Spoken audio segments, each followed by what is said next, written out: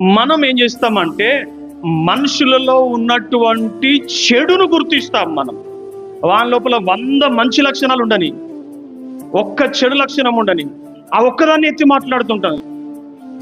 అరే 100 మంచి లక్షణాలు ఉంటే వాటిని ఎత్తి మాట్లాడొచ్చు కదా, అని అలాగ చేయం. మనకున్న గుణం ఏంటంటే ఒక్కరి లోపాలను వెతుకుతూ ఉంటామండి. లోపాలను వెతుకుతున్నావంటే నీవే లోపం కలిగిన వ్యక్తివి. కొన్ని ఊర్లల్లో ముచ్చట్లు పెడతారు చూడండి, అక్కడ ప్రాముఖ్యంగా ఇతరుల లోపాలను ఎత్తి చూపించుకునే పనే పెట్టుకుంటారు. అక్కడ ఇంకేముండదు. అట్లాంటి బ్యాచ్లో నువ్వేమైనా ఉన్నావా? ఉంటే అట్లాంటి బ్యాచ్లో నువ్వు ఉండకండి. ఇతరుల గురించి నీకు సంబంధం లేదు.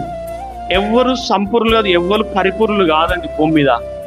కానీ వాళ్ళలో మంచిని గుర్తించి గొప్పగా ఎంచడం నేర్చుకోవాలి.